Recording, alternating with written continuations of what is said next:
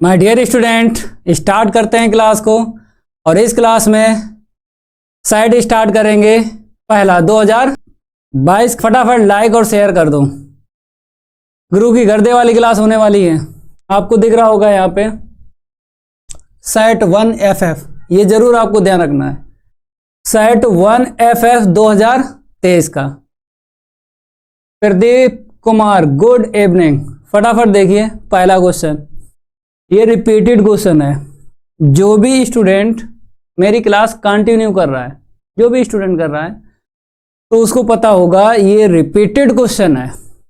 मैं आरक्यू डालता हूं, जिस क्वेश्चन में आरक्यू डाल दूं समझ जाओ ये रिपीटेड क्वेश्चन है।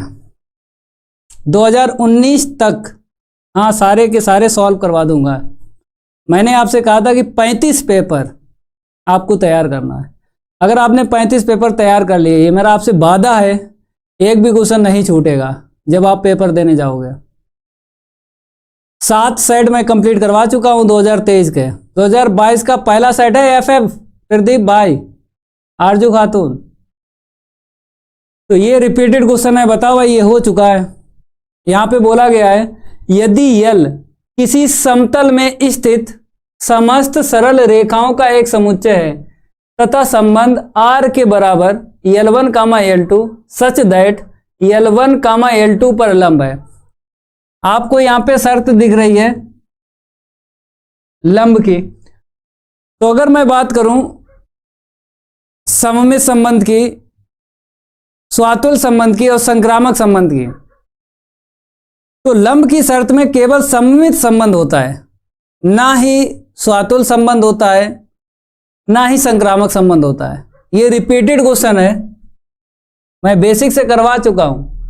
R एक सममित संबंध है, फिर मैं आपको बताता हूं। रिपीटेड तो क्वेश्चन है लेकिन दोबारा मैं बताता हूं। फटाफट यहां पे देख लो। अगर मैं आपसे कहूं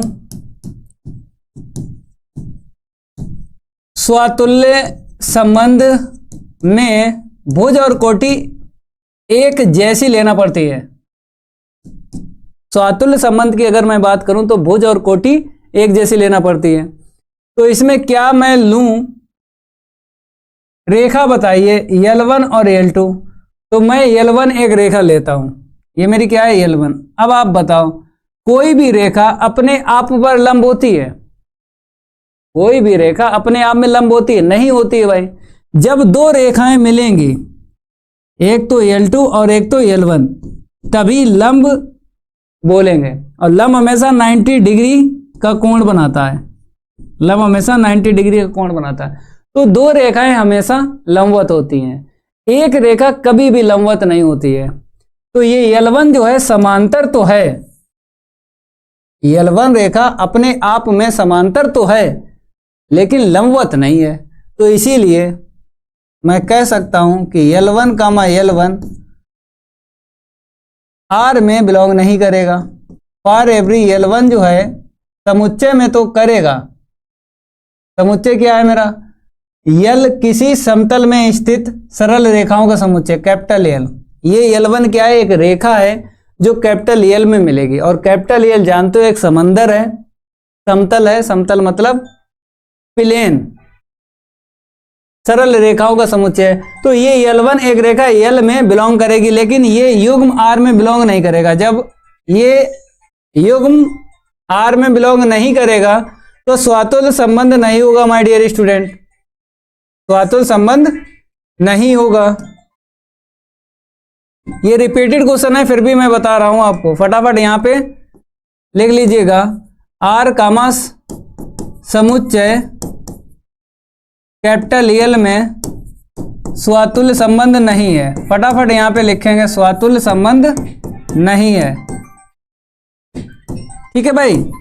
अब सममित संबंध की अगर मैं बात करूं तो यहां पे देखो भाई, नंबर सेकंड, अगर मैं सममित संबंध की बात करूं, इसकी मैं बात करूं सममित संबंध की अगर मैं बात करूं तो इसमें क्या होता है, दो रेखाएं आपको मिलती हैं।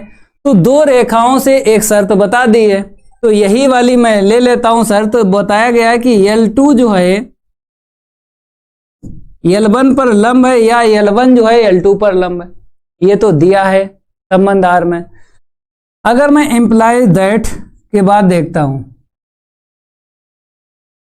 अगर L2 जो है रेखा L1 पर लंब होगी तो ये मेरी शर्त सत्य हो जाएगी भाई, क्योंकि अगर L1 L2 पर लंब है तो इसी डायग्राम को मैंने घुमा दिया, L2 L1 पर लंब होगी।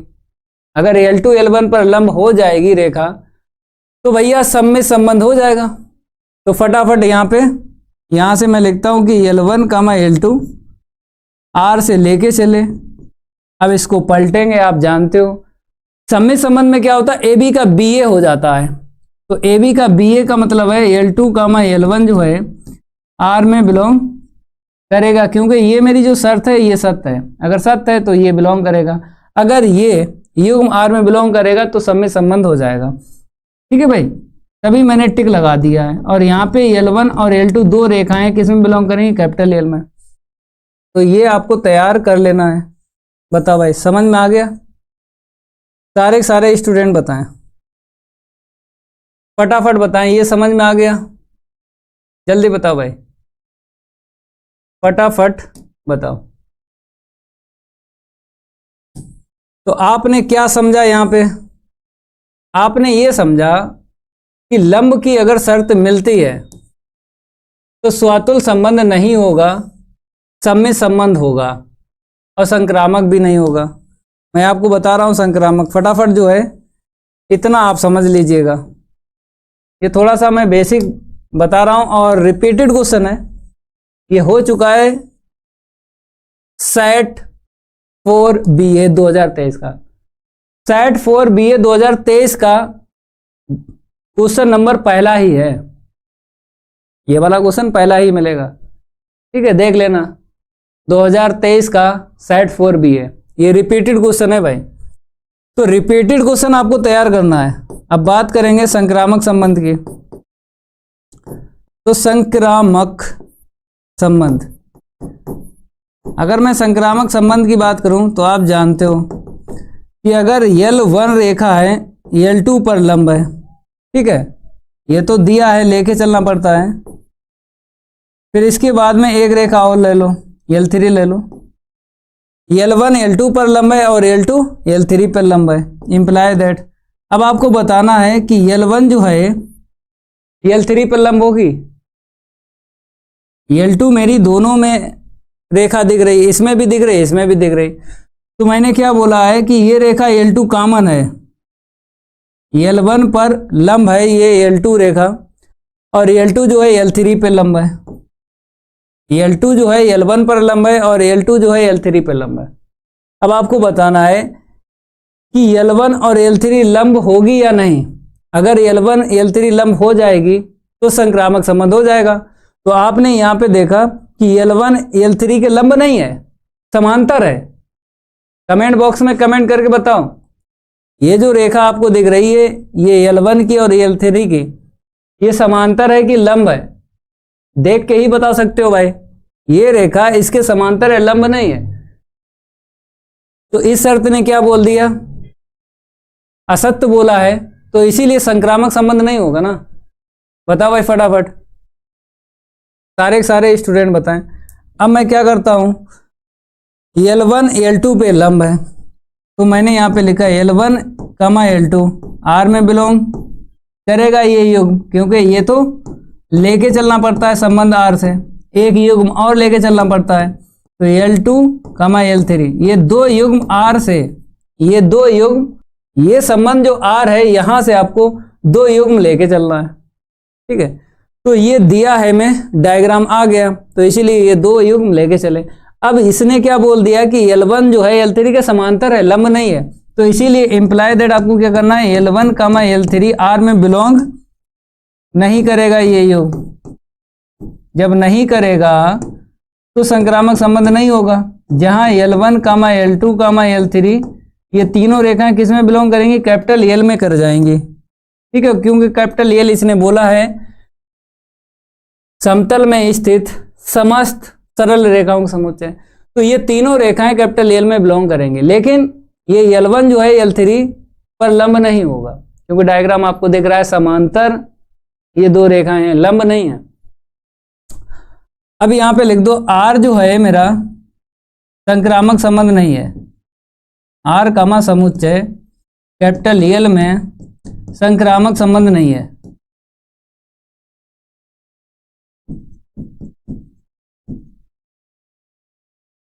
बता भाई।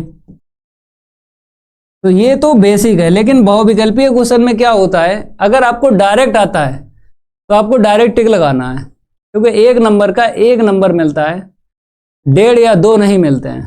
तो इसीलिए आपको डायरेक्ट ध्यान रखना है कि अगर शर्त आपकी लंब की दिख रही है तो सममित संबंध पे टिक लगा देना।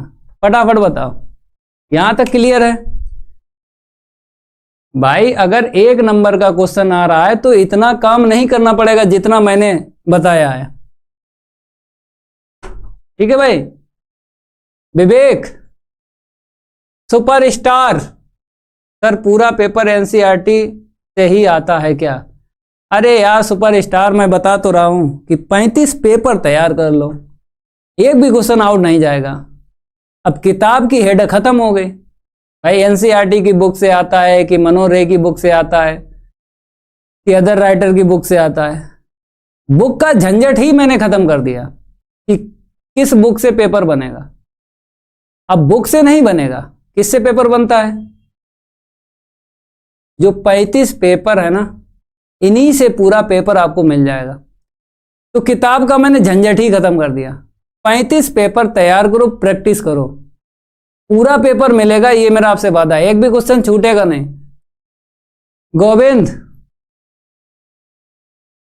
समझ में आ गया?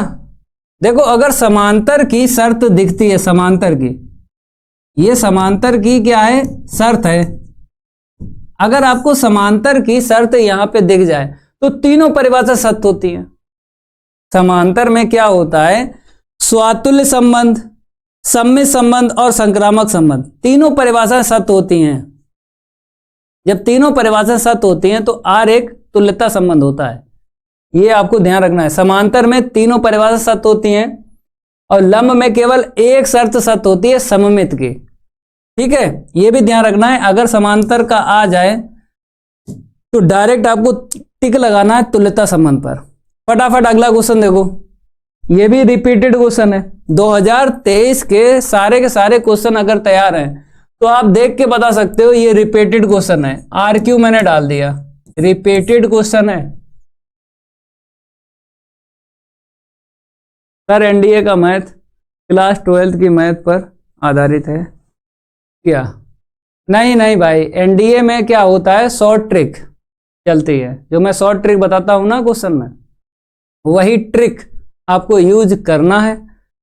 और सारे के सारे क्वेश्चन जितने एनडीए में आते हैं, एनसीईआरटी की बुक अगर मैं बताऊं आपको तैयार कर लो तो पेपर नहीं निकल पाएगा। एनसीईआरटी का बेसिक आपको तैयार होना चाहिए और शॉर्ट ट्रिक आना चाहिए,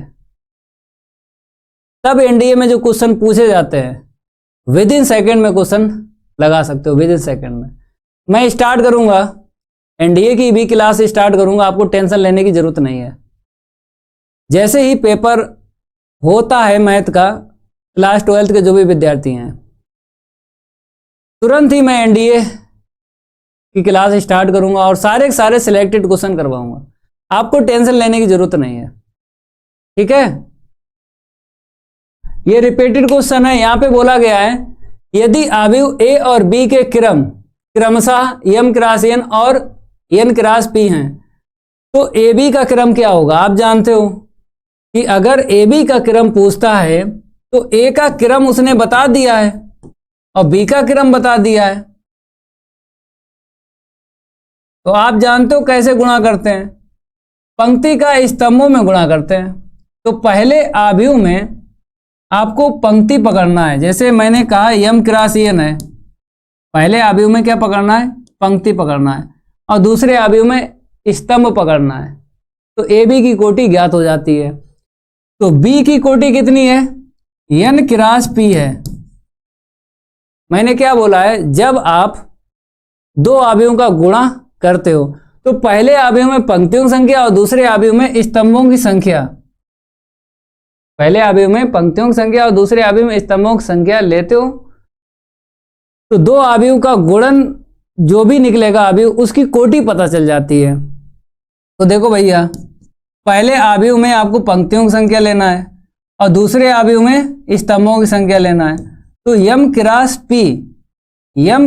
पी ये आपको टिक लगाना है। कहीं दिख रहा है यम क्रॉस पी?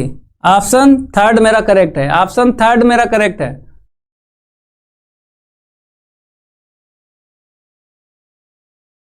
याद रखना है, दो अवयवों का गुणन अगर बताया जाए और जो भी अवयव निकलेगा उसकी कोटि या क्रम पूछ ले तो पहले अवयव में पंक्तियों की संख्या और दूसरे अवयव में स्तंभों की संख्या उठाना है। तुरंत आप बता सकते हो दो अवयव के गुणन की कोटि, तुरंत बता सकते हो भाई। फटाफट अगला क्वेश्चन देखो, यहां पे क्या बताया है? अवकल समीकरण की घात अधिकतम अवकलन कितनी बार हुआ है? पहले कोटि बता दो, कोटि के बाद में आपको घात बतानी है, क्योंकि घात डिपेंड है कोटि पर। जब तक कोटि नहीं पता है तब तक आप घात नहीं बता सकते हो। तो अधिकतम अवकलन मेरा 2 बार हुआ है इस अवकल समीकरण में, अधिकतम अवकलन 2 बार हुआ है। तो इसी की होल घात आपको देखनी है, इसी की क्या देखना? होल घात देखना है। तो कितनी दिखाई दे रही है? जब कुछ ना मिले तो समझो 1 है, ठीक है। तो 1 पे आपको टिक लगाना है। सेकंड ऑप्शन मेरा करेक्ट है भाई। घात पूछ रहा है तो कोटि बता दो, अधिकतम अवकलन कितनी बार हुआ है? आप बोलोगे सर 2 बार हुआ है यहाँ पे, तो इसी की होल घात देख लो कितनी है, वही मेरी क्या है? घात है, ठीक है। विवेक, अगला क्वेश्चन देखो भाई, यहां पे बोला है व्यंजक का मान है। तो आप जानते हो आई का आई में डार्ट लगाता हूं तो 1 मिलता है, जे का जे में डार्ट लगाता हूं तो 1 मिलता है, के का के में डार्ट लगाता हूं तो 1 मिलता है। तो ये +1 ये -1 कट जाएगा, केवल 1 उत्तर आएगा। ये ऑप्शन करेक्ट है।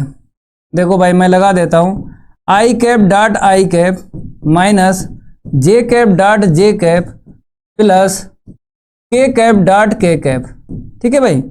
आई कैप डार्ट आई कैप कितना होता है? 1 होता है। जे कैप डार्ट जे कैप कितना होता है? 1 होता है। के कैप डार्ट के कैप कितना होता है? 1 होता है। तो अगर मैं इसको काट दूं तो कितना मिला मेरे को? 1 मिला। तो ऑप्शन मेरा सेकंड करेक्ट है, सेकंड करेक्ट है ऑप्शन। बता भाई पुष्पेंद्र भाई, मोनोपाल आ गया समझ में? लाइक करते रहो, क्लास को लाइक करते रहो भाई। इस क्वेश्चन में देखो 0 से π/2 है और dx के अपान 1 + √10x, इसका समाकलन बताना है। देखो मैं आपको बताता हूं डायरेक्ट, 8G ट्रिक से मैं बता रहा हूं। 8G ट्रिक का मतलब यह है कि MCQ का क्वेश्चन दिखाई दे तुरंत आपको टिक लगाना है। बहुविकल्पीय क्वेश्चन में आपको बेसिक यूज नहीं करना है, क्यों? बेसिक से लगाओगे फिर भी 1 नंबर मिलेगा, शॉर्ट ट्रिक से लगाओगे फिर भी 1 नंबर मिलेगा। केवल 2 प्रकार के क्वेश्चन हैं, केवल 2 प्रकार के प्रश्न हैं। पहला है 0 से π/2 1/1 + √10x और यहाँ पे dx। नंबर 2 0 से π/2 1/1 + √cot। कहीं आपको दिखाई दें तो कुछ नहीं करना है, इसमें 2 का भाग लगा देना है। ये जो π/2 है ना, इसमें आपको 2 का भाग लगा देना है, उत्तर आ जाता है π/4। चाहे ये सवाल हो चाहे ये सवाल हो, इसमें 2 का भाग लगा दो। 2 सवाल है मात्र, कहीं आपको दिखाई दें तो उत्तर आपको निकाल लेना है। तो π/4 पे टिक लगाओ, ऑप्शन मेरा सेकंड करेक्ट है। केवल 2 क्वेश्चन बनाए गए हैं सुमित कुमार, एक 10 में होता है एक कॉड में होता है, लेकिन लिमिट फिक्स होना चाहिए। नीचे 0 ये फिक्स होना चाहिए और ऊपर π/2 फिक्स होना चाहिए। लिमिट 0 से π/2 होना चाहिए। तो अपर लिमिट में आपको 2 का भाग लगा देना है। अपर लिमिट में 2 का भाग लगा दो भाई, तुरंत आंसर पता चल जाता है। ओके भाई, अगला क्वेश्चन देखो फटाफट। यहां पे बोला है फलन f such that r tends to r fx बराबर x स्क्वायर द्वारा परिभाषित है, तो फलन f है। तो मैंने इसके लिए ट्रिक बताई है। क्या ट्रिक बताई है? मैंने इसके लिए यही ट्रिक बताई है कि अगर आपको समघात दिख जाए, fx के बराबर जो भी x में पद दिया जाए, तो अगर समघात दिख जाए तो ना तो एक ही फलन होता है ना ही आच्छादक फलन होता है। और विषम घात अगर दिखाई दे, fx के बराबर x³ + 1 हो, या केवल x³ हो, या 2x⁵ हो, या x⁷ + 1 हो, विषम घात अगर दिखाई दे fx के बराबर, तो फलन एक ही और आच्छादक होता है। लेकिन समघात अगर दिखाई दे रही है तो फलन ना तो एक ही होगा ना ही आच्छादक होगा। ये ट्रिक मैंने बताई है। तो यहाँ पे घात कितनी दिखाई दे रही है? ये सम दिखाई दे रही है। अगर आपको समघात दिखाई दे, x पे समघात दिखाई दे, तो फलन ना तो एक ही होता ना ही आच्छादक होता है। ये आपको ध्यान रखना है। समघात ना तो एक ही होता ना ही आच्छादक फलन होता है। तो ऑप्शन मेरा कौन सा करेक्ट है? 4th करेक्ट है। ये डायरेक्ट आप टिक लगा सकते हो, लेकिन इतना ध्यान रखना है प्रतिचित्रण R से R में होना चाहिए, या फिर I से I में होना चाहिए, या फिर Z से Z में होना चाहिए। ये ट्रिक केवल 3 प्रतिचित्रण के लिए बनाई गई है। एक R टेंड्स टू R के लिए बनाई गई है, I टेंड्स टू I के लिए बनाई गई है, Z टेंड्स टू Z के लिए बनाई गई है। अगर समघात कहीं दिखाई दे, चाहे यहाँ पे 2 घात हो, 4 हो, 6 हो, 8 हो, 10 हो, तो ना तो फलन एक ही होगा ना ही आच्छादक होगा। अगर विषम घात दिखाई दे, चाहे यहाँ पे x⁴ दिखाई दे, या फिर 3 दिखाई दे, या फिर 5 दिखाई दे, या फिर x⁷ दिखाई दे, या फिर x⁹ दिखाई दे, विषम घात अगर दिखाई दे रही है तो फलन एक ही आच्छादक हो जाता है। ये 8G ट्रिक है भाई, मैं यहाँ पे लिख देता हूं, याद रखना है 8G ट्रिक।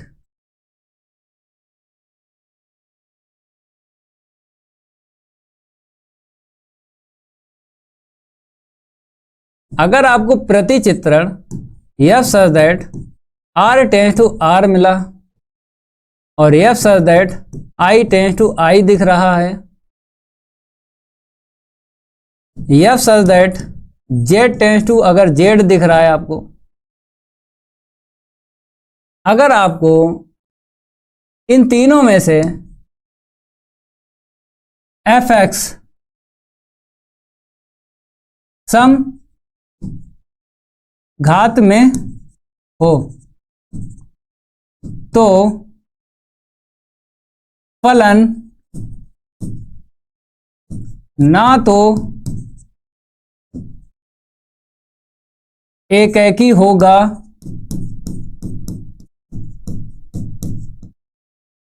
और ना ही आच्छादक होगा।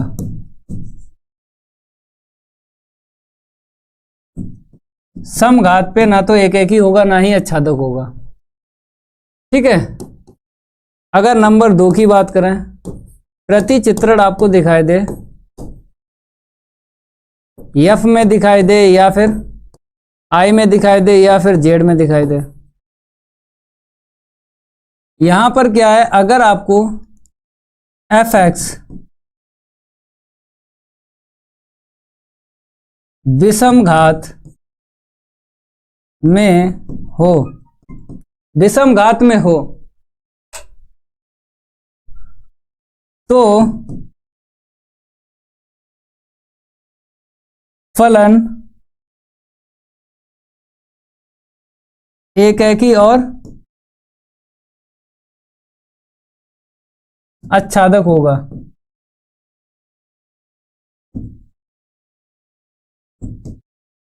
ठीक है भाई।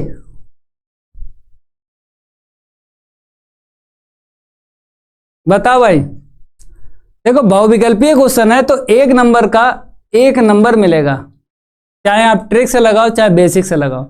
तो इसीलिए आपको ट्रिक से लगाना है, बेसिक से नहीं लगाना है। बताओ मोनूपाल समझ में आ रहा? रोहित, कुंदन, कभी यादव, ट्रिक समझ में आई? जल्दी बताओ, ट्रिक समझ में आई? फटाफट बताओ, सारे के सारे मेरे प्यारे भाई बताएं।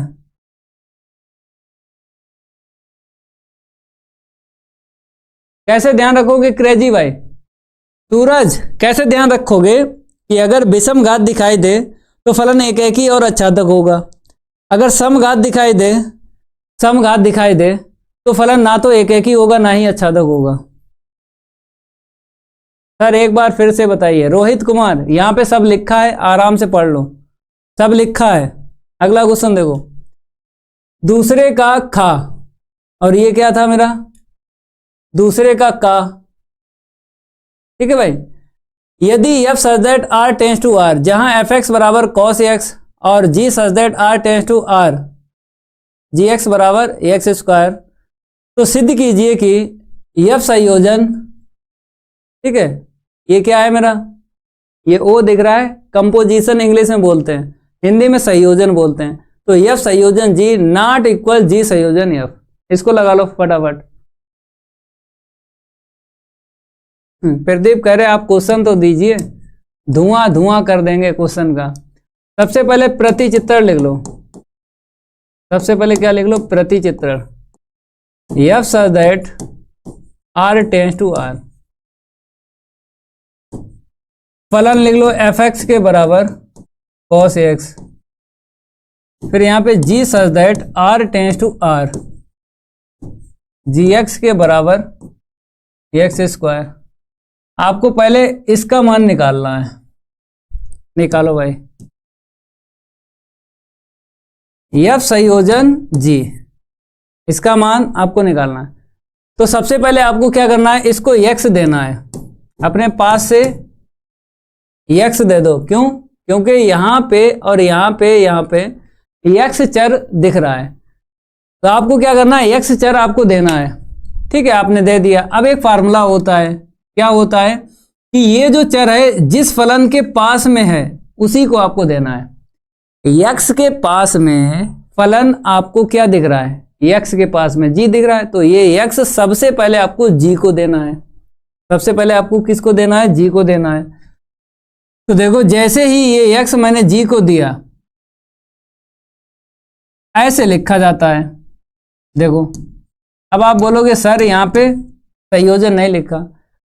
भाई अगर आपने ये x g को दिया तो ये संयोजन हट जाता है, बड़ा सा ब्रैकेट आता है, ये ध्यान रखो, बड़ा सा ब्रैकेट आता है, संयोजन हट जाता है ये x जैसे ही मैंने g को दिया। तो ये फार्मूला भी होता है, डायरेक्ट याद होना चाहिए। अब इसके बाद करोगे क्या? gx का मान देखो, gx का मान कितना है? x स्क्वायर है। ठीक है, जब मैंने g फलन का मान रखा, तो g हट गया। अब इसके बाद f फलन का मान रखूंगा तो f हट जाएगा। तो fx के बराबर cos x है। अगर यहाँ पे x है तो यहाँ पे x आपको दिखाई दे रहा है। मेरे पास क्या है? x square. केवल x को आपको चेंज करना है, cos तो लिखना ही लिखना है। यहाँ पे x है, जब यहाँ पे x था तब यहाँ पे x आया, लेकिन मेरे पास x स्क्वायर है तो आएगा x स्क्वायर। इसे समीकरण क्या डाल दो? 1 डाल दो। तो मैंने मान निकाल लिया f संयोजन g का। अब निकालेंगे g संयोजन f का मान। फटाफट यहाँ पे देखो, लिखो g संयोजन f का मान, यहाँ पे x कर लो। ये x जैसे ही f को देता हूं तो संयोजन हट जाएगा, बड़ा सा ब्रैकेट आएगा। ठीक है भाई, इस चर के पास जो भी फलन है सबसे पहले आपको उसी को देना है, ये x। तो इसके पास में फलन कौन सा है? f दिख रहा है। g तो दूर फलन है, x से g फलन दूर है, लेकिन f फलन क्या है? पास में। x के जो भी फलन पास में है उसी को आपको देना है। तो भैया x के पास में f है, तो तुरंत मैंने x जो है f को दे दिया, और जैसे ही मैंने x f को दिया तो ये संयोजन हट जाता है, बड़ा सा ब्रैकेट आता है। ये फार्मूला होता है, डायरेक्ट आपको रट्टा भी लगाना है। अब इसके बाद fx का मान यहां से देख लो कितना है? cos x है। जब मैंने fx का मान रखा तो f हट गया। अब यहाँ पे g फलन का मान रखूंगा, g हट जाएगा। तो देखो gx बराबर एक्स स्क्वायर है। अगर यहाँ पे मेरा x है तो यहाँ पे एक्स स्क्वायर आया। मेरे पास क्या है, cos x है। केवल x को आपको चेंज करना है। यहाँ पे घातें 2 हैं तो इसकी घात कितनी बनेगी, 2 बनेगी। इसे समीकरण कितना डाल लो, 2। अब इन दोनों का मान देखो बराबर निकला या बराबर नहीं निकला। यहाँ पे cos x स्क्वायर है और यहाँ पे cos स्क्वायर x है, तो मान बराबर नहीं निकले हैं। जब मान बराबर नहीं निकले हैं तभी बोला है कि सिद्ध कीजिए f संयोजन g नॉट इक्वल g संयोजन f। तो देखो फटाफट यहाँ पे समीकरण 1 व 2 से, यहाँ पे लिखो समीकरण 1 व 2 से f संयोजन g, इसको लिखो बराबर नहीं है g संयोजन f के। ठीक है भाई। अब दोनों साइड से क्या करो, x हटा दो, क्योंकि यहाँ पे और यहाँ पे x नहीं है, तो यहाँ से दोनों साइड से x हटा दो, तो f संयोजन g नॉट इक्वल g संयोजन f। तो इस तरीके से आपको सवाल लगाना है। पूरे नंबर मिलेंगे, एक नंबर नहीं कटेगा। तो मेरा एक नंबर पक्का हुआ। विराट, बता भाई विराट भाई। Good evening Sonia Yadav. तो सोनिया जी समझ में आ गया, जल्दी बताओ। पार्ट 1 संबंध एवं फलन आपने कंप्लीट किया होगा, तो उसमें इस प्रकार के सवाल थे। आपने प्रैक्टिस की होगी तो ये सवाल लग जाएगा आपसे। पार्ट 1 संबंध एवं फलन से ये सवाल लिया गया है। बता सोनिया जी समझ में आ गया। अगला क्वेश्चन देखो, कॉट इनवर्स -1/√3 का मुख्य मान होगा। जल्दी बताओ, कॉट इनवर्स -1/√3 का मुख्य मान होगा। कैसे निकलेगा, आप जानते हो। जब प्रश्न में मुख्य मान या सरलतम रूप निकलवाए, 2 शब्द याद रखना। पाठ 2 का ये प्रश्न है। मुख्य मान या सरलतम रूप निकलवाए तो प्रश्न का इनवर्स हटाया जाता है। तो प्रश्न का इनवर्स आपको हटाना है।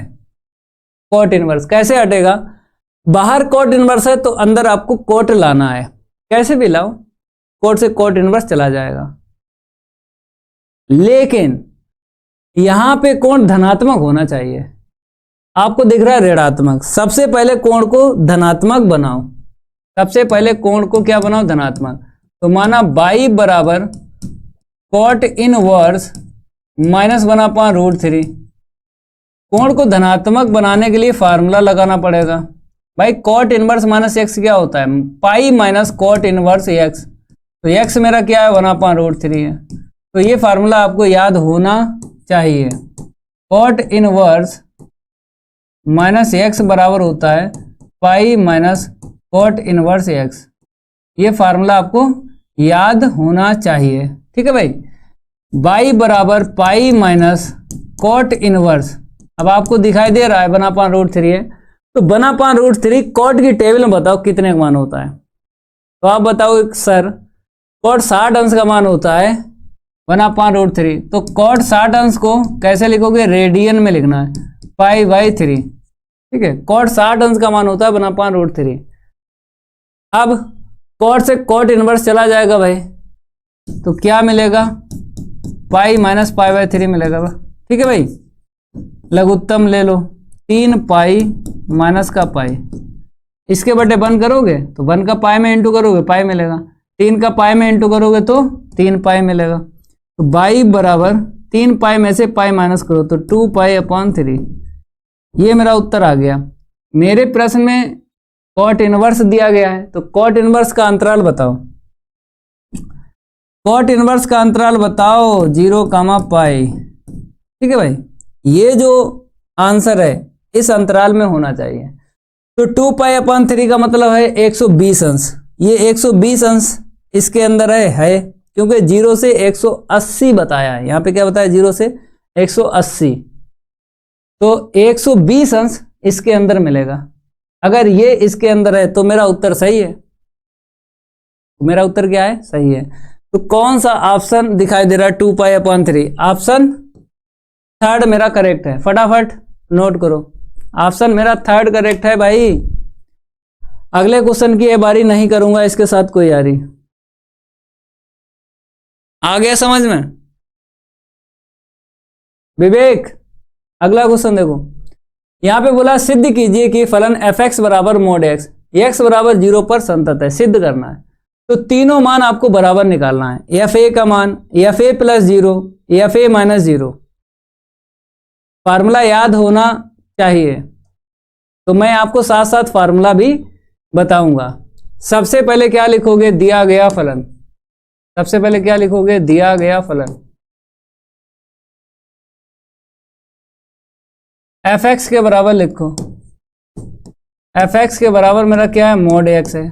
उसने बोला है एक्स बराबर 0 पर आपको संतत सिद्ध करना है, तो एक्स बराबर 0 पर फार्मूले में बताता हूं। पहला जो फार्मूला मेरा है, एफ ए का मान आपको निकालना है, ये बराबर से निकलता है, एफ ए का मान बराबर से निकलता है, ठीक है भाई। फिर मेरा क्या होता है, second formula R H L. R H L का मतलब क्या होता है, दक्षिण पश्च सीमा, राइट हैंड लिमिट। तो दक्षिण पश्च सीमा का फार्मूला होता है एफ ए प्लस 0 बराबर limit H tends to 0 F A plus H, ठीक है भाई। अगर मैं आपसे कहूं एल एच एल का फार्मूला, तो आप बोलोगे सर ठीक है, एल एच एल का फार्मूला देख लो। ये फार्मूले आपको याद होना चाहिए। लेफ्ट हैंड लिमिट, वाम पश्च सीमा, H tends to 0 F A minus H. तो वाम पश्च सीमा और दक्षिण पश्च सीमा, वाम पश्च सीमा और दक्षिण पश्च सीमा का फार्मूला याद होना चाहिए। ये तो विद इन सेकेंड में निकलता है, केवल ये आपको समझना है। क्यों? क्योंकि इसमें लिमिट यूज होती है। अगर इन तीनों के मान बराबर आ गए तो समझो ये जो फलन है एफ एक्स संतत सिद्ध हो जाएगा। तो पहले मेरे को एफ ए का मान निकालना है, और ये जो ए दिख रहा है ये यक्स का मान होता है, यक्स का मान होता है। और ये जो यहाँ पे दिख रहा है ये भी यक्स का मान होता है, यहाँ पर ए दिख रहा है ये भी यक्स का मान है। बाद में जो होता है 0 ये वाला, ये लिमिट का होता है। ये बाद में जो 0 होता है ये लिमिट का होता है। जैसे ही लिमिट लगाते हैं ये 0 एच बन जाता है। यहाँ पे देखो 0 है, एच बन जाता है। समझ में आ रहा है? ठीक है। एफ 0 का मान बता दो, कुछ नहीं करना, मोड के अंदर एक्स है ना, एक्स के स्थान पे 0 रखो, इसका मान 0 निकला, क्योंकि मोड 0 का मान 0 होता है, ये तो जानते हो। अब मैं क्या करूंगा, आर एच एल का मान निकालता हूं। आर एच एल जानते हो, दक्षिण पश्च सीमा। बोला गया एफ ए प्लस 0 है, ए का मान 0 है तो 0 प्लस 0 बराबर limit H tends to 0 F 0 plus H. मैंने क्या बोला है, ये वाला 0 क्या होता है, ये वाला 0 एक्स का मान होता है, और ये वाला 0 क्या होता है, लिमिट का होता है 0। जब लिमिट लगाते हैं ये एच बन जाता है। बाद वाला जो 0 है वो लिमिट का होता है, जैसे ही लिमिट मैंने लगाई ये 0 एच बन जाता है, और ये वाला आगे वाला जो 0 है वो एक्स का मान होता है। एक्स का मान कुछ भी हो सकता है, 1 2 3 0। तो इस तरीके से आपको याद रखना है, ठीक है भाई। अब यहां पे देखो लिमिट एच टेंस टू 0, यहां पे हल करेंगे मतलब जोड़ेंगे तो एच मिलेगा। अब एफ एच का मान यहां से निकालो, जैसे x है तो यहाँ पे x है, मेरे पास क्या h है, तो मोड में कितना आएगा, h आएगा। ओके भाई।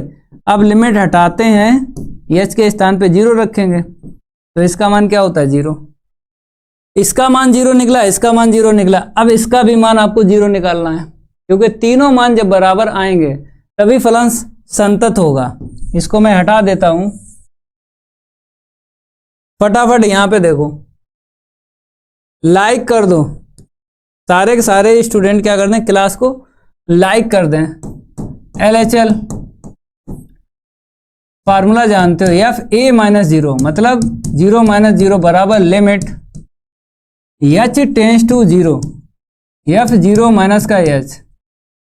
बराबर लिमिट h टेंस टू 0। अब 0 में से h को माइनस करेंगे, कितना मिलेगा? Minus h। ठीक है, इसका मान यहां से आपको निकालना है। तो x है तो मोड के अंदर x है, मेरे पास क्या है? माइनस h है, तो मोड के अंदर माइनस h रखा जाएगा। तो फटाफट यहाँ पे देखो, limit h tends to 0 f minus h क्या होता है? ये मोड के अंदर माइनस h रख दो, इसका यूज कर लो। अब लिमिट हटाओ, h के स्थान पे 0 रखो। मोड से बाहर कोई भी संख्या निकलेगी वो धनात्मक ही निकलेगी, तो माइनस 0 बाहर निकलेगा, प्लस 0 हो जाएगा। तीनों के मान बराबर निकल आए, तीनों के मान क्या निकला है? बराबर। f0 का मान, f0 प्लस 0 का मान और f0 माइनस 0 का मान, तीनों का मान अगर बराबर निकला है तो फलन संतत है। लिख दीजिए, अतः x बराबर 0 पर fx क्या है मेरा? संतत है या फिर सांतत है। प्रश्न में जो हिंदी लिखी गई वही आपको यहाँ पे हिंदी लिखना है। यहाँ पे मैंने सांतत लिखा है, लेकिन आपको देख लेना है प्रश्न में संतत है तो संतत लिखो। बात एक ही है, चाहे प्रश्न में सांतत लिखा हो, चाहे संतत लिखा हो, चाहे सततता लिखा हो, लेकिन जो प्रश्न में हिंदी होती है वही आपको यहाँ पे हिंदी लिखना है। ठीक है, प्रश्न में जो हिंदी होती है वही आपको हिंदी यहाँ पे लिखना है। ये कंप्लीट हुआ क्वेश्चन, फटाफट बताओ। विराट भाई, प्रदीप कह रहे हैं सीढ़ियां उन्हें मुबारक हों जिन्हें छत तक जाना है, आपकी मंजिल आसमान है, रास्ता खुद बनाना है। ये कंप्लीट हुआ मेरा क्वेश्चन। अगला क्वेश्चन देखो, यहाँ पे बोला है यदि त्रिभुज ABC के शीर्ष दिए गए हैं, त्रिभुज ABC का क्षेत्रफल वर्ग इकाई में है, बता भाई कौन सा ऑप्शन करेक्ट है? त्रिभुज का क्षेत्रफल पूछा गया। तो यहाँ पे देखो x बाई जेड मतलब त्रिविमीय ज्यामिति का ये सवाल है, पाठ 11। त्रिविमीय ज्यामिति का सवाल है पाठ 11 से। तो बता भाई त्रिभुज का क्षेत्रफल कैसे निकालोगे? जल्दी बताओ। याद है फार्मूला त्रिभुज का क्षेत्रफल निकालने के लिए? देखो भाई फार्मूला बनाना सिखाते हैं। जैसे मेरे पास ये A है, ये B है और ये C है, तो मेरे पास कितने शीर्ष हैं? 3 शीर्ष हैं त्रिभुज में। मेरे पास 3 शीर्ष हैं त्रिभुज में। अगर मैं शीर्ष A पकड़ता हूं तो यहां से एक फार्मूला बनेगा, किरमागत भुजाएं ले लो। अगर आपने A शीर्ष पकड़ा है तो किरमागत भुजाएं ले लो, एक vector AB cross vector AC। ठीक है, तो ये मेरा पहला फार्मूला बन गया। 3 फार्मूले बनते हैं, फार्मूला कोई सा एक लगाओ, उत्तर तीनों से समान निकलता है। तो अगर A पकड़ा है आपने शीर्ष, 2 भुजाएं किरमागत ले लो, एक फार्मूला बन गया। दूसरा देखो 1/2, अगर आपने B पकड़ा है, अगर आपने शीर्ष B पकड़ा है तो B से आपको किरमागत भुजाएं लेना है, तो एक BA और एक BC। ये मेरा सेकंड फार्मूला बन गया। तीसरा देखो भाई 1/2, अगर आपने C शीर्ष पकड़ा है तो vector CB cross vector CA, तो यहाँ पे CB और CA। तो इस तरीके से आप फार्मूला बना सकते हो, लेकिन फार्मूला एक लगाना है, कोई सा लगा लो। तो मैंने कहा ये मैं फार्मूला लगाऊंगा, ये वाला पहला ही लगा लो, चाहे आप दूसरा लगाओ चाहे आप तीसरा लगाओ, उत्तर सेम आता है। प्रश्न में बताया गया है कि ये जो दिए गए शीर्ष दिए गए, अगर प्रश्न में शीर्ष या बिंदु लिखा हुआ दिख जाए तो क्या मैं बोलता हूं? स्थिति सदिश। प्रश्न में अगर शीर्ष या बिंदु लिखा हुआ दिख जाए तब आपको स्थिति सदिश लेना है। स्थिति सदिश का मतलब होता है ऐसा बिंदु या फिर ऐसा शीर्ष जिसका प्रारंभिक बिंदु मूल बिंदु हो, ऐसा बिंदु या फिर ऐसा शीर्ष जिसका प्रारंभिक बिंदु अगर मूल बिंदु है तो उसको मैं बोलता हूं स्थिति सदिश। तो शीर्ष A का स्थिति सदिश वेक्टर OA होता है। तो यहां पे फटाफट देखो, स्थिति सदिश A का OA और B शीर्ष का OB और C शीर्ष का OC। तो यहां से आपको सदिश बनाना है 111। 111 से ऐसे लिखो, ठीक है भाई, 111 से आपको लिख लेना है। यहां तक क्लियर है? पहले ये बताओ। अब बी शीर्ष 123 है, तो 123 से आपको सदिश बनाना है, ऐसा करके 123 से बना लो। अब सी शीर्ष से एक सदिश आपको बनाना है, 231 है, मैंने 231 लिखा, ठीक है भाई, ऐसे करके। अब मेरे को अगर ये फार्मूला लगाना है तो वेक्टर ए बी चाहिए, वेक्टर ए सी चाहिए। तो देखो भाई, वेक्टर ए बी कैसे निकलेगा, आप जानते हो, बाद वाले में से पहला वाला माइनस होता है, तो बी में से ए को माइनस करो, तो पहला पद 0 आई कैप बनेगा, इसमें से ये माइनस करोगे जे कैप मिलेगा, इसमें से ये माइनस करोगे 2 के कैप मिलेगा, ठीक है। घटाओ, बी में से ए को घटाओ, इसमें से ये घटाओगे, इतना मिलेगा। अब क्या चाहिए, वेक्टर ए सी चाहिए, तो वेक्टर ए सी के बराबर बाद वाले में से पहला वाला माइनस करते हैं, बाद वाला पहले, पहले वाला बाद में। सी में से ए को माइनस करो, 2i में से आई माइनस करेंगे आई कैप, 3 जे कैप में से 1 जे कैप माइनस करेंगे 2 जे कैप, के कैप में से के कैप माइनस करेंगे 0 के कैप मिलेगा। अब मेरे को क्रास चाहिए, तो टेबल तो बनाना पड़ेगी ना, सदिश गुणन निकालो भाई, सदिश गुणन आई कैप जे कैप और के कैप, ये सदिश गुणन है, ठीक है भाई। तो यहां से दिक् अनुपात देख लो 0 1 2, यहां से दिक् अनुपात देखो 1 2 0, प्रसार कर दो भाई फटाफट। आई कैप मैंने ले लिया, पंक्ति स्तंभ छपा लो, इसका इसमें गुणा करो, इसका इसमें करो। अब जे कैप ले लो, जे कैप की पंक्ति स्तंभ छपा लो, इसका इसमें इंटू करेंगे, इसका इसमें करेंगे। अब के कैप ले लो, जैसे ही आपने के कैप ले लिया, के कैप की पंक्ति स्तंभ छपा लो, 2 का 0 में इंटू करेंगे 0, फिर माइनस का 1, तो यहाँ से मिला माइनस का 4 आई कैप, यहाँ से मिला माइनस माइनस प्लस का 2 जे कैप, यहाँ से कितना माइनस का के कैप। ये निकला है vector A B cross vector A C का मान, vector A B cross vector A C का मान। अब लगा फार्मूला, त्रिभुज का क्षेत्रफल 1/2 मोड में vector A B cross vector A C. फटाफट फार्मूला लगाओ, उत्तर निकालो। त्रिभुज का क्षेत्रफल बराबर 1/2 vector A B cross vector A C, 1/2 root के अंदर देखो, आई कैप का गुणांक -4 है 16 लिख दो, जे कैप का गुणांक 2 है 4 लिख दो, के कैप का गुणांक -1 है, -1 का वर्ग बताओ 1। अब बताओ कितना मिला, 16 4 20 और 1 21 वर्ग इकाई। देखो भाई साहब, रूट 21/2 कहीं दिख रहा है? ऑप्शन मेरा पहला करेक्ट है, ऑप्शन मेरा पहला करेक्ट है। बताओ भाई सिरे, आ गया समझ में? सारे के सारे स्टूडेंट बताएं, आ गया समझ में? अगला क्वेश्चन देखो, निम्नलिखित सभी खंडों को हल कीजिए। तो पहला क्वेश्चन है तीसरे का, इस अवकल समीकरण को हल करना है। कितनी विधि है मेरे पास? मेरे पास 3 विधि हैं। चरों को पृथक करने की विधि पहली विधि है, रैखिक अवकल समीकरण तीसरी विधि है, दूसरी विधि है समघातीय अवकल समीकरण। 3 विधि में से कौन सी इसमें विधि लगेगी? 1 बाय 1 विधि आपको चेक करना है। पहली विधि चेक करो, चरों को पृथक करने की विधि। देखो मैं ओरल बताता हूं, चरों को पृथक करने की विधि तब लगती है जब x और y का पद गुणे में होना चाहिए। x और y का पद अगर गुणे में है तो चरों को पृथक करने की विधि लग जाएगी। तो गुणे में देखेंगे, तो यहां पे अगर इंटू कर दूं तो ये अलग हो जाएगा, और ये क्या बनेगा, अगर कॉमन ले लूं, इसको इस साइड लाऊंगा तो a + x, और a/2 इस साइड लाऊंगा तो y वाला पद अलग हो जाएगा, x वाला पद अलग हो जाएगा। ठीक है, x का पद अलग और y का पद अलग दिखाई दे रहा है, तो समझो चरों को पृथक करने की विधि लग जाएगी।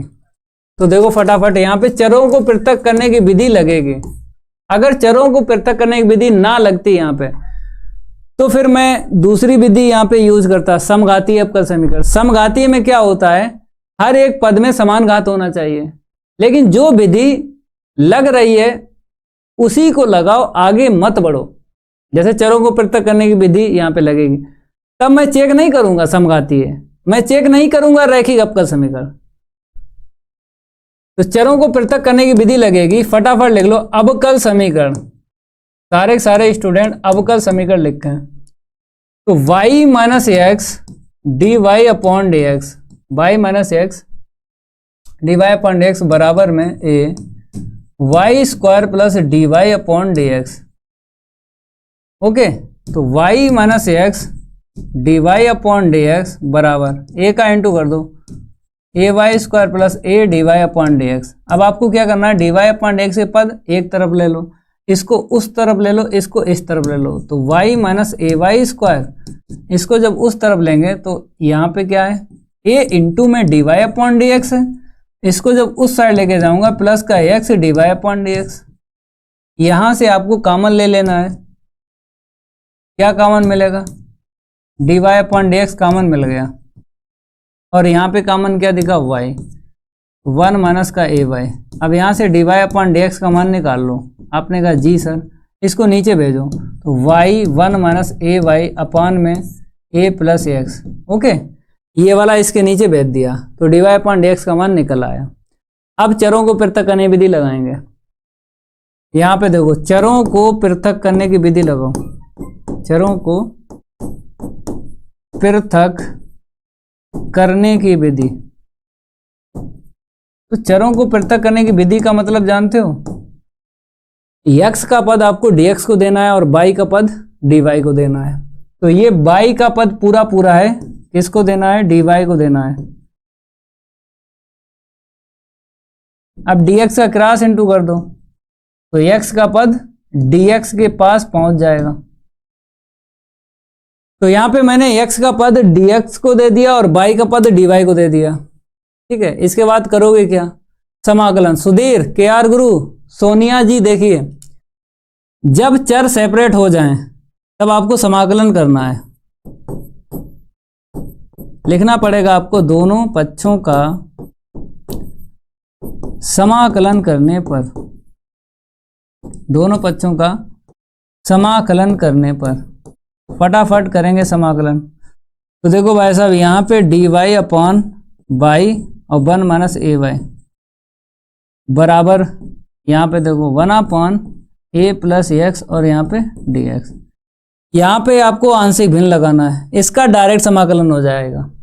आंशिक भिन्न तब लगाते हैं जब नीचे 2 या 2 से ज़्यादा ब्रैकेट दिख जाएं, तो आंशिक भिन्न का यूज करके समाकलन होता है। बाई है, एक ब्रैकेट ये दे देगा, चाहे बाई प्लस 0 करो और चाहे बाई माइनस 0 करो, तो एक ब्रैकेट ये दे देगा, दूसरा ब्रैकेट ये है। तो आंशिक भिन्न की यही पहचान होती है कि नीचे 2 या 2 से ज़्यादा ब्रैकेट हो, तो आंशिक भिन्न लगा के समाकलन करते हैं। फटाफट आंशिक भिन्न लगाते हैं और समाकलन करते हैं। आप लोग क्या करो, क्लास को लाइक कर दो, सारे के सारे बच्चे क्लास को लाइक कर दें। तो यहाँ पे आंशिक भिन्न लगेगी, तो यहाँ पे लिखना पड़ेगा आंशिक भिन्नों में वियोजित करने पर, आंशिक भिन्नों में क्या करने पर, वियोजित करने पर। फटाफट देखो यहाँ पे 1 अपॉन वाई इंटू में 1 माइनस ए वाई और यहाँ पे डी वाई। ठीक है भाई, यहाँ पे देखो इसका समाकलन कर दो भाई, ये हो जाएगा ना, लॉग के बाद में लिख दो a प्लस एक्स। अभी c नहीं प्लस करेंगे, क्यों नहीं प्लस करेंगे, क्योंकि यहाँ पे अभी समाकलन बचा है यहाँ पे। तो देखो कैसे, आप जानते हो जैसे बाई लिखा, बाई के लिए ऊपर आपको a लिखना पड़ेगा। बाई अगर बाई लिखा, बाई पे अधिकतम घात कितनी है, 1 है। अगर एक अधिकतम घात दिखाई दे रही है तो ऊपर एक पद आएगा। अगर चर की अधिकतम घात 2 दिखाई दे, ऊपर 2 पद आएंगे। तो यहां पर आपको क्या दिखाई दे रहा, 1 माइनस ए वाई। तो 1 माइनस ए वाई अधिकतम घात, देखो अधिकतम घात अगर 1 है तो ऊपर एक पद आएगा, तो ए के बाद क्या आएगा, बी, क्योंकि आंशिक भिन्न में पूरी ABCD पढ़ी जाती है। तो पूरी ABCD पढ़ो भाई। अब ए का मान निकालो और बी का मान निकालो। कैसे निकालोगे? ए का मान निकालो या किसी का मान निकालो, उसके नीचे आपको देखना है, उसको जीरो बनाया जाता है। जैसे ए के अपान बाई है तो बाई को आपको जीरो बनाना है, तो बाई का मान ऐसा कितना यहाँ पे रख दें ये जीरो बन जाए, तब आप कहोगे सर बाई का मान जीरो रख दो, ये जीरो बन जाएगा। इससे जस्ट ऊपर वाली लाइन में इसी को आपको छुपाना है। तो इससे जस्ट ऊपर वाली लाइन ये है, यहां पे जीरो आपने बनाया, बाई बराबर जीरो रखा, जीरो हो गया, लेकिन इससे ऊपर वाली लाइन में इसी को आपको छुपाना है, तो ए का मान आ जाएगा। छुपाओ। अब जहां जहां आपका बाई है जीरो रखो, तो ऊपर तो कुछ नहीं है तो 1 ले लो। भाई अगर ये डी वाई आपको दिख रहा है, इसको मैं साइड में लिख देता हूं, ये आपको दिखाई दे रहा है डी वाई। अगर मैं इसको साइड में लिख दूं तो आपके ज्यादा समझ में आएगा, आपके ज्यादा समझ में आएगा भाई। देखो भाई ये डी वाई मैंने उठाया और यहां पे लिख दिया। अब देखो, अब जहां जहां बाई है कितना रखोगे, ये जीरो रखोगे, तो इसे छुपाओ। तो 1/1 माइनस जीरो, तो यहां से सॉल्व करो, 1 मिलेगा, ए का मान आ गया। अब इसके बाद बी का मान निकालो, तो अपान में आपको जीरो बनाना पड़ेगा भाई। तो बाई का मान ऐसा कितना रख दें यहाँ पे कि ये जीरो बन जाए, तो 1/a रख दो, क्योंकि ए से ए कट जाएगा, 1 आएगा, -1 + 1 जीरो हो गया। यहां पे जीरो बना है, लेकिन इससे जस्ट ऊपर वाली लाइन में इसी को आपको छुपाना है। अब जहां जहां बाई दिखेगा 1/a रखेंगे, लेकिन इसको छुपा लो। 1/बाई है, तो 1/बाई है, बाई का मान कितना है, इतना, तो कितना निकल के आया, ए। बी का मान ए आ गया। इस तरीके से आपको ए और बी के मान निकालना है। ठीक है भाई। जब ए और बी के मान आ जाएं तो ए और बी को हटा दो। जब ए और बी के मान आ जाएं, ए और बी को हटा दो। अब समाकलन कर दो। समाकलन किसके सापेक्ष करोगे भाई? बाई के सापेक्ष आपको करना है, और बराबर चल रहा है मेरा a + x, ये चल रहा है। ओके, इसका क्या हो जाएगा, लॉग के बाद में लिख दो, इसमें a आगे कर लो, और यहां पर भी लॉग आएगा ना, और आप जानते हो नीचे अवकलन करना पड़ता है। अवकलन करो या फिर बाई का गुणांक नीचे लिख दो, एक ही बात है। तो बाई का गुणांक जो भी है नीचे लिख दो, हो गया समाकलन इस वाले पद का। यहाँ पे लॉग के बाद में जैसे का तैसा भाई साहब। यहाँ पे समझ में आ गया भाई? अगर होल पावर देखी जाए 1 - a/, की 1 है, तो 1 पावर में लॉग का फार्मूला लगता है, तो लॉग के बाद में लिख दो इतना। फिर आपको अवकलन नीचे करना है। अवकलन करोगे टाइम लगेगा, अवकलन नहीं करेंगे। बाई का गुणांक जो भी है नीचे लिख दो, हो गया समाकलन। अब थोड़ा सा सिंपलीफाई करेंगे। यहाँ पे कितना दिखाई दे रहा है, लॉग मोड में भाई, यहाँ पे ये कट जाएगा भाई, तो माइनस का लॉग 1 - a/, ओके, बराबर में लॉग a + x, और समाकलन हो जाए c, आप प्लस कर लो, समाकलन हो जाए आप c प्लस कर लो। यहाँ पे छोड़ो या फिर इससे आगे थोड़ा सा हल कर सकते हो, नंबर पूरे मिलते हैं। अगर यहाँ पे छोड़ो, log m/n फार्मूला लगा लो, log m/n का फार्मूला लग जाएगा। लगा फार्मूला log m/n, फटाफट बताओ। यहाँ पे छोड़ दो, कोई दिक्कत नहीं है, पूरे नंबर मिलेंगे, एक नंबर नहीं कटेगा अगर छोड़ रहे हो। बताओ भाई, यहाँ पे छोड़ दूं, नंबर नहीं कटेगा एक भी, अगर इतना आप छोड़ रहे हो।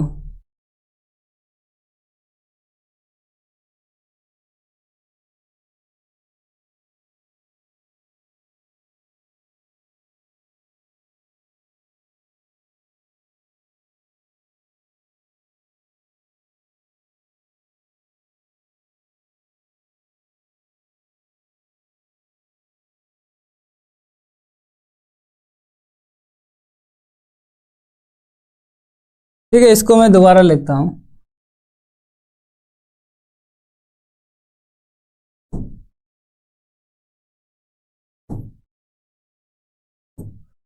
देखो यहां पे अगर छोड़ो तो छोड़ दो, नहीं तो एक लाइन और देख लो यहां पे।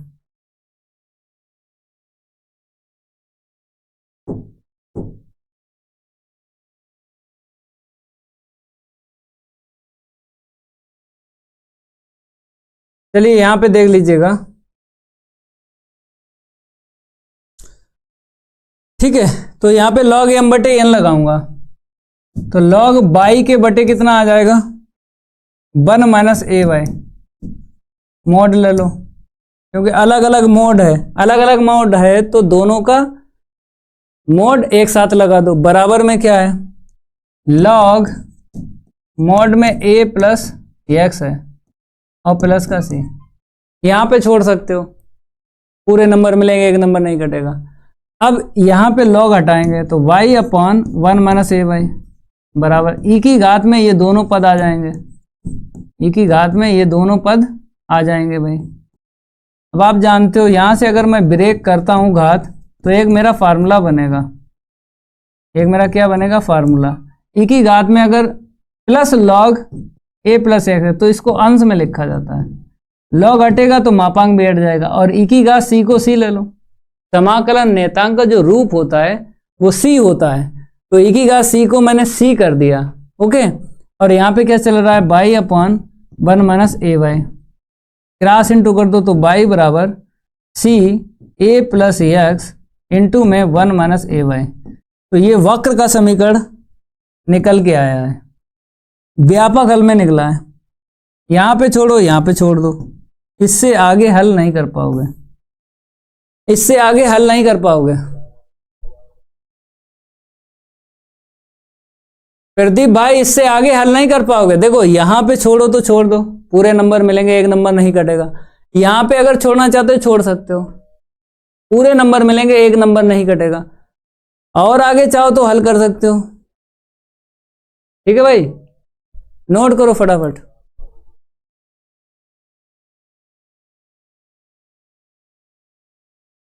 आगे देखो भाई, ये सवाल देखो, यदि f such that a tends to b तथा g such that b tends to c एक एक ही है तो सिद्ध कीजिए कि g संयोजन f such that a tends to c भी एक एक ही होगा।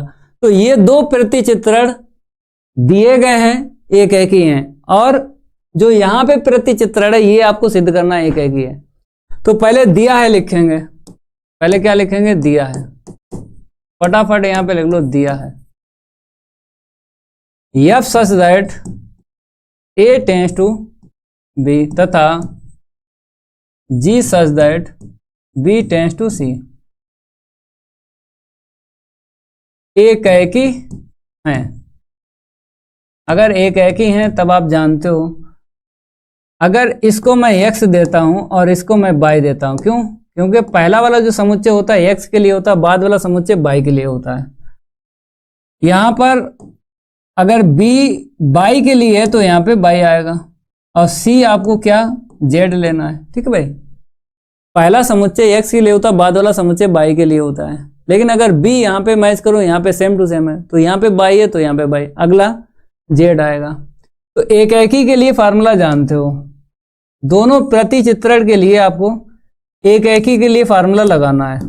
लगा भाई, इसके लिए लगाओ। तो यहाँ पे x है तो f के पास में क्या आएगा, x1 बराबर fx2। ठीक है भाई, ये ध्यान रखो, f के पास a समुच्चय है, a को x दिया है, मीन्स पहला समुच्चय x के लिए होता है, पहला समुच्चय x के लिए होता है, तो आपको f को x देना है। तो यहाँ पे लिखना है fx1 बराबर में fx2। इसके बाद अगर एक एक ही है तो x1 बराबर x2 होता है, ये तो जानते हो।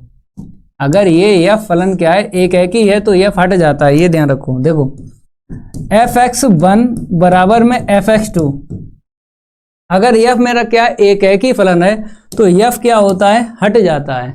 क्योंकि अगर ये पहला समुच्चय x के लिए है तो x1 x2 किस में बिलोंग करेंगे, पहले वाले समुच्चय में करेंगे। ठीक है भाई, फटाफट यहाँ पे देखो, इसकी मैं बात करूं तो यहाँ पे y है, तो अगर g फलन है एक एक ही तो g/1 बराबर में g/2।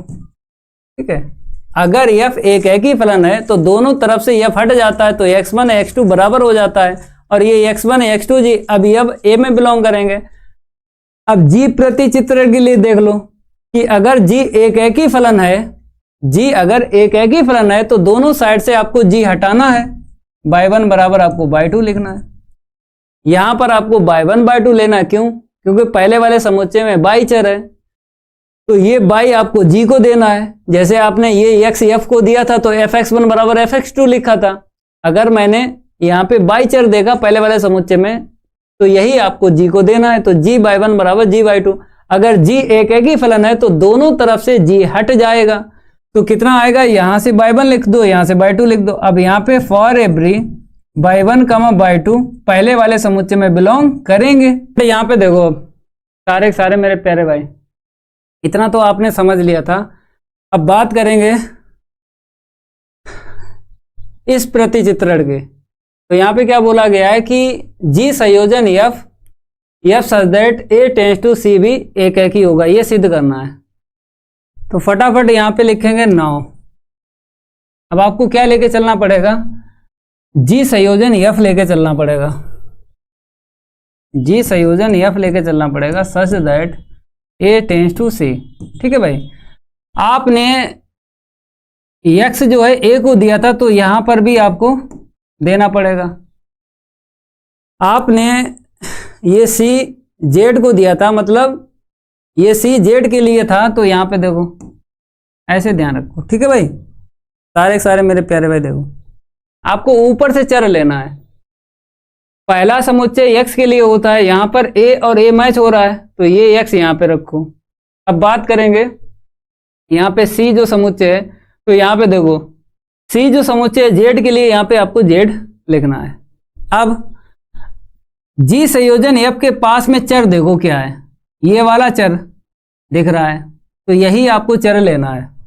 जैसे यहां पे देखो x जो है समुच्चय a के लिए था तो f के पास में चर x था, तो मैंने x1 x2 यूज किया। यहां पे देखो y जो चर है समुच्चय b के लिए है, तो g फलन के पास में जो भी चर होता है इसी को लिया जाता है और यहां पे लिखा जाता है। ऐसे ही यहां पे देखो g संयोजन f है, x जो चर है a के लिए है। अब x जो चर है g संयोजन f के पास में, तो ये x इसको देना है, तो x1 और x2 करके देना है।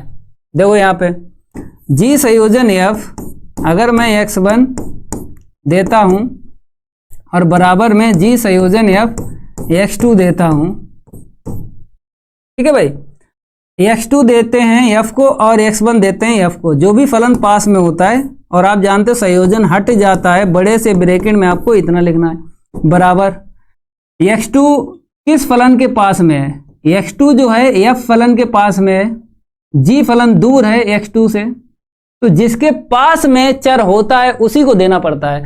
तो x2 जो है f फलन के पास में है तो आपको f को देना है x2, तो संयोजन हट जाएगा। यहाँ पे क्या लिखा जाएगा, fx2 बड़े ब्रैकेट में। ठीक है भाई, अब यहाँ पे क्या दिख रहा है, fx1 बराबर fx2। यहाँ पे क्या बोला है कि f जो है एक ही है, तो दोनों तरफ से क्या हट गया, f हट गया, तो x1 बराबर x2 आया। तो यहाँ पर देखो यहाँ पे f आपको हटाना है, क्यों, क्योंकि f अगर एक ही है तो दोनों तरफ से आपको f हटाना है। तो यहाँ पे क्या बचेगा, इतना बचेगा, f हटा दिया मैंने। क्यों हटा दिया, क्योंकि f क्या है, एक ही फलन है, f जो है एक ही फलन है। अगर f क्या है, एक ही फलन है, तो दोनों तरफ से f मैंने हटा दिया। अब इसके बाद यहाँ पे क्या बोला है, g एक ही फलन है, तो दोनों तरफ से g हट गया था, तो यहाँ पर भी हटा दो, तो x1 बराबर x2 आ गया। ऐसे करके आपको सिद्ध करना है। जब x1 बराबर x2 आ गया तो आप जानते हो बराबर पर क्या होता है, फलन एक ही होता है या नहीं। नॉट इक्वल यहाँ पे आ जाए तो फलन एक ही नहीं होता है। यहाँ पे बराबर आ चुका है तो फलन मेरा क्या है, एक ही है। और x1 x2 किस में बिलोंग करेंगे, पहले वाले समुच्चय में। प्रतिचित्रण में देखो ये दोनों अभी अब पहले वाले समुच्चय में बिलोंग करेंगे। यहाँ पे a लिख दो। अब अतः करके लिख दो g संयोजन f एक ही फलन है, फटाफट लिखो। अतः g संयोजन f एक ही फलन है। इस तरीके से आपको सिद्ध करना है। ठीक है मेरे प्यारे भाई, 2 नंबर पक्के हुए मेरे।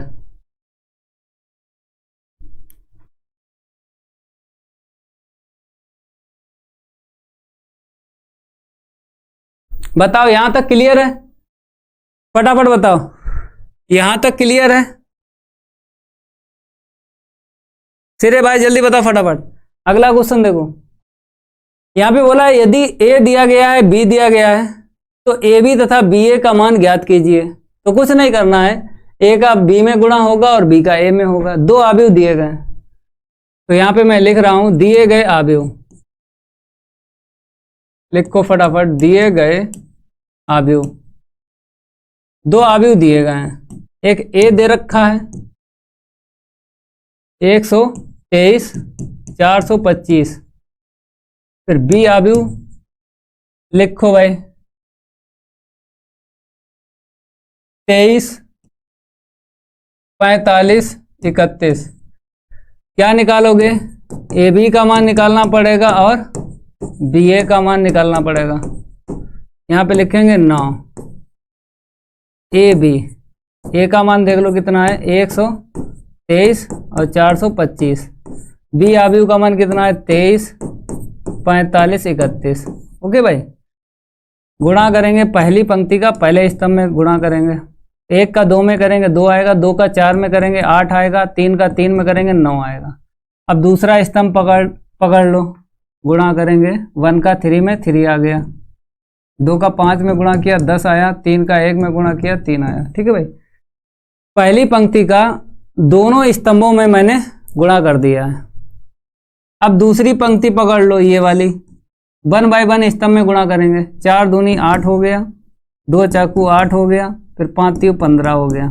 इसका इसमें गुणा करेंगे, 4 3 12 हो गया, 2 पंचे 10 हो गया और 5 एकम 5 हो गया। ठीक है भाई, यहाँ पे कितना मिलेगा 9 2 11, 11 8 19 मिल गया। यहाँ पे देखो 10 और 3 13 और 3 16। यहाँ पे देखो ये कट जाएगा, कितना मिलेगा 15। यहाँ पे देखो अगर 12 में से 10 माइनस करोगे माइनस का 2 मिलेगा, 5 में से 2 को माइनस करोगे 3 मिला। ए बी का मान निकाल लिया, ए बी का मान निकाल लिया। अब आपको बी ए का मान और निकालना है। ठीक है, बी ए का मान और निकालेंगे। यहाँ पे देखो भाई, बी का ए में इंटू होगा, बी अवयव देख लो 23 45 31। ए का मान देखो फटाफट कितना है 123, फिर कितना है 425। अब आगे बढ़ते हैं, पहली पंक्ति का पहले स्तंभ में गुणा करेंगे। फटाफट करो, 2 एकम 2, 3 चौक 12। दूसरे स्तंभ में गुणा करेंगे, 2 3 6, फिर तीसरे स्तंभ में बाद में गुणा करेंगे, 2 दूनी 4 और 3 दूनी 6। ठीक है भाई, अब तीसरे स्तंभ में गुणा करेंगे, 2 3 6 और 3 5 15। इस तरीके से आपको गुणा करना है। अब दूसरी पंक्ति पकड़ लो, पहले स्तंभ में गुणा करेंगे, 4 एकन 4 और 5 चक्कू 20। ठीक है मेरे प्यारे भाई, फटाफट लाइक कर दो क्लास को, जो भी स्टूडेंट देख रहे हैं। गुणा कर लिया। अब इसके बाद में दूसरे स्तंभ में गुणा करेंगे, 4 दूनी 8 और 5 दूनी 10। तीसरे स्तंभ में गुणा करेंगे, 4 3 12 5 25। अब ये वाली पंक्ति पकड़ लो, 1 बाय 1 स्तंभ में गुणा करेंगे, 3 एकम 3 माइनस का 4। दूसरे स्तंभ में गुणा करो, 3 दूनी 6 प्लस 2 आएगा। फिर तीसरे स्तंभ में गुणा करेंगे, 3 3 का 9, 1 का 5 में गुणा किया 5 आ गया। अब बात करेंगे यहाँ पे, माइनस का 10 मिला, यहाँ पे 6 4 10 मिला, यहाँ पे 21 मिला। ठीक है, यहाँ पे देखो नेगेटिव 16 मिलेगा, यहाँ पे 18 मिलेगा और यहाँ पे 37। 25 और 12 जोड़ेंगे 37। यहाँ पे देखो 4 में से 3 गया, माइनस का 1। यहाँ पे देखो 6 2 8 हो गया, यहाँ पे 9 5 14 हो गया भाई। ये मेरा मान निकला है बी ए का। तो इस तरीके से आप ए बी और बी ए का मान निकाल सकते हो।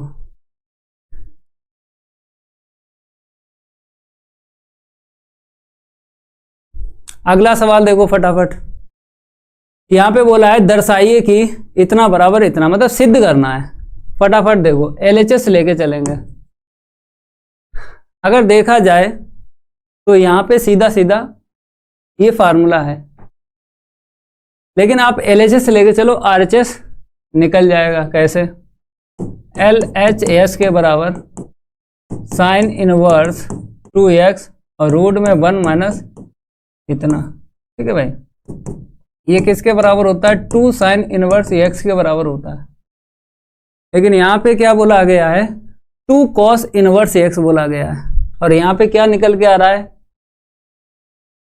Sine inverse x. अब माय डियर स्टूडेंट, आपको क्या करना है, अपने पास से मानना पड़ेगा एक्स के स्थान पे, क्योंकि 2 साइन इनवर्स एक्स होता है साइन इनवर्स 2x रूट में 1 माइनस एक्स स्क्वायर। मेरा उत्तर आ रहा है 2 साइन इनवर्स एक्स, चाहिए है 2 cos इनवर्स एक्स, तो डायरेक्ट नहीं लिख सकते। अब क्या करोगे, देखो मैं आपको बताता हूं।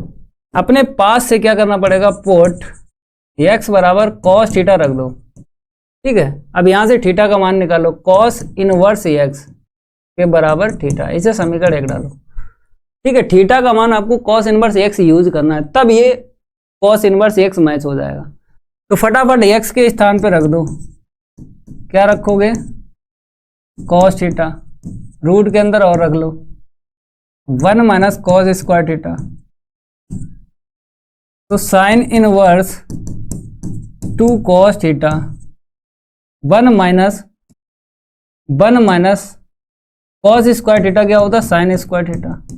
ये तो फार्मूला होता है, देखो यहाँ पे sine square theta plus cos square theta बराबर 1।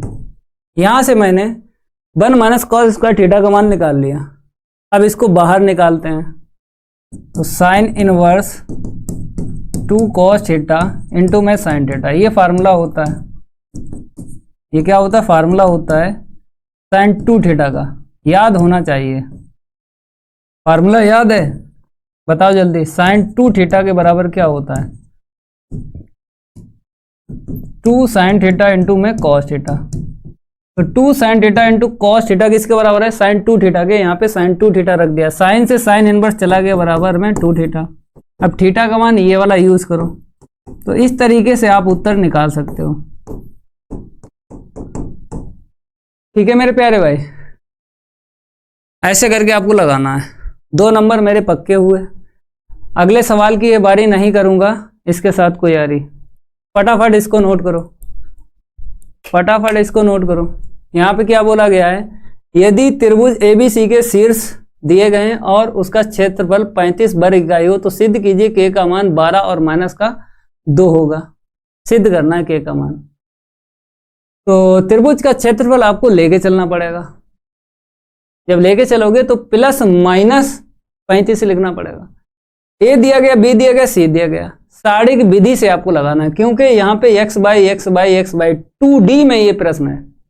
एक तो 3D में प्रश्न आता है, एक 2D में आता है। जब 2D में प्रश्न दिखाई दे रहा है, 2D में x और y 2 चर में, तो समझ जाओ भाई कि ये प्रश्न सारणिक से लिया गया है।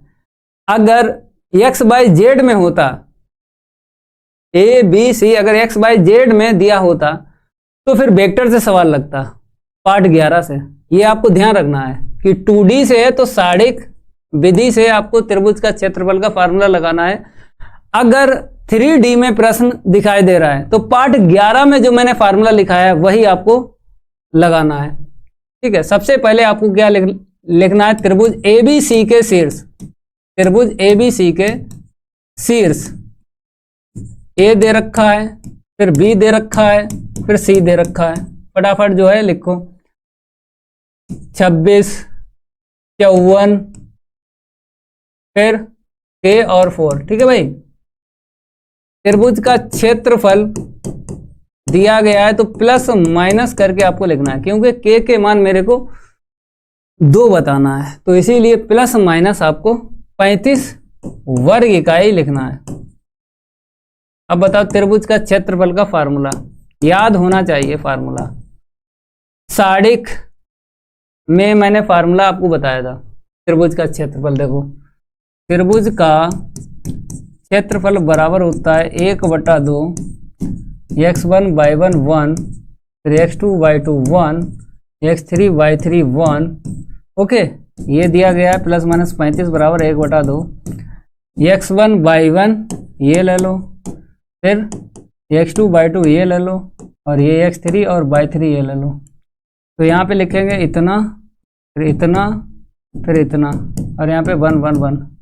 इसका इसमें क्रॉस इंटू करेंगे 35 दूनी कितना होगा 70। यहाँ पे प्रसार कर लेते हैं, 2 ले लो, 2 की पंक्ति स्तंभ छुपा लो, 4 एकन 4, 4 एकन 4, फिर माइनस माइनस प्लस का 6 हो जाएगा, इसकी पंक्ति स्तंभ छुपाओ। 1 का गुणा 5 में करेंगे 5 आया, फिर माइनस k का गुणा 1 में करेंगे k आया, प्लस 1 ले लो, 1 की पंक्ति स्तंभ छुपा लो, 4 पंचे 20 हो गया, माइनस के बाद में आपको क्या लिखना है 4 के, क्योंकि पहले राइट गुणा करेंगे फिर लेफ्ट गुणा करेंगे, तो प्लस माइनस 70 बराबर, ये तो 0 हो गया, वहाँ पे देखो 6 पंचे 30 माइनस का 6 के, यहाँ पे कितना मिल रहा है 20 माइनस का 4 के, यहाँ पे अगर देखा जाए तो 30 20 50 हो गया, 6 4 10 के हो गया, तो प्लस माइनस 70। एक दफ़ा आपको प्लस लेना है, एक दफ़ा आपको माइनस लेना है। सारे स्टूडेंट एक दफ़ा प्लस ले लें और एक दफ़ा माइनस ले लें।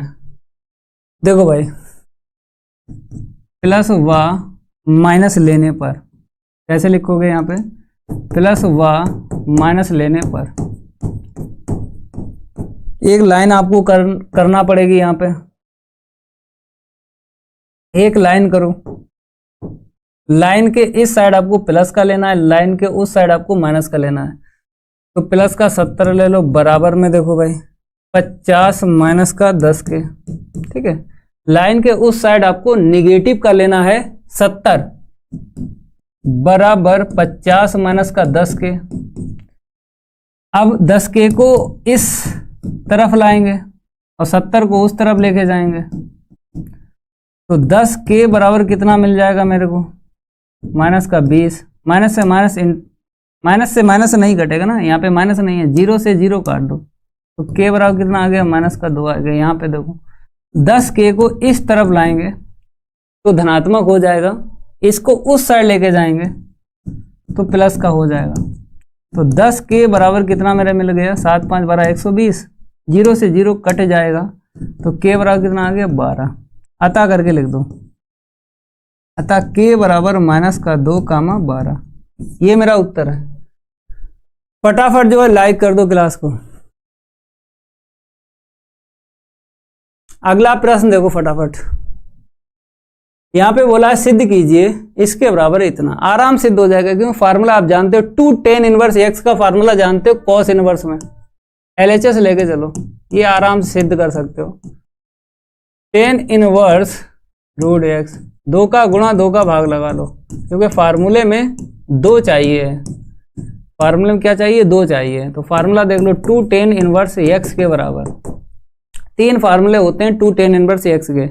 एक तो साइन इनवर्स में x में होता है, कॉस इनवर्स में होता है और tan इनवर्स में होता है।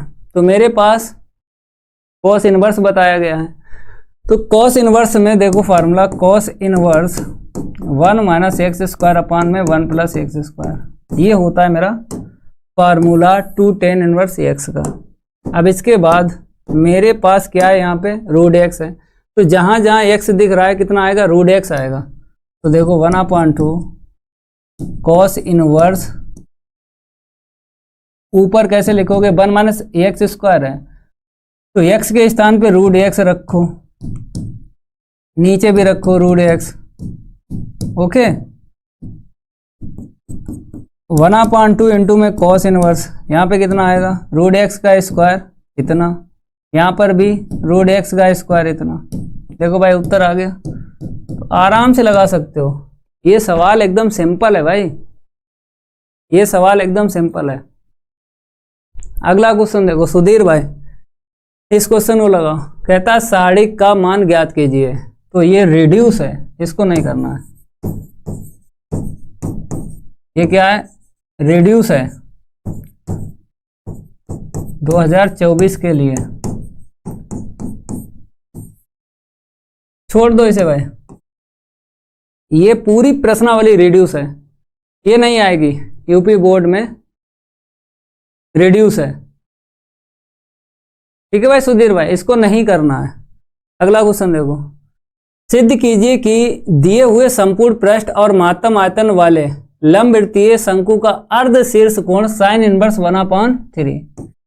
वेरी वेरी इंपॉर्टेंट क्वेश्चन है और ये रिपीट क्वेश्चन है भाई।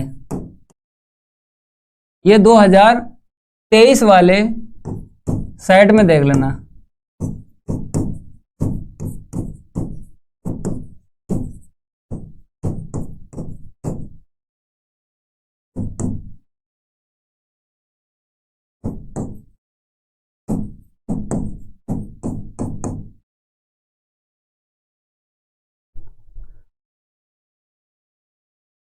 दो 2023 वाले सेट में देखना है, मिल जाएगा।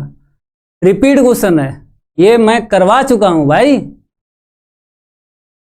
और वेरी वेरी इंपॉर्टेंट क्वेश्चन है, बहुत ज्यादा पेपर में आता है, बहुत ज्यादा पेपर में आता है, वेरी वेरी इंपॉर्टेंट क्वेश्चन है। ठीक है, यहीं तक रखते हैं। अब कल जो है इसके आगे क्वेश्चन करवाएंगे। क्लास अच्छी लगी हो तो लाइक कर दो और क्लास को ज़्यादा से ज़्यादा शेयर कर दो। मिलता हूँ कल 6 बजे, रेडी रहना है। जय हिंद, जय भारत।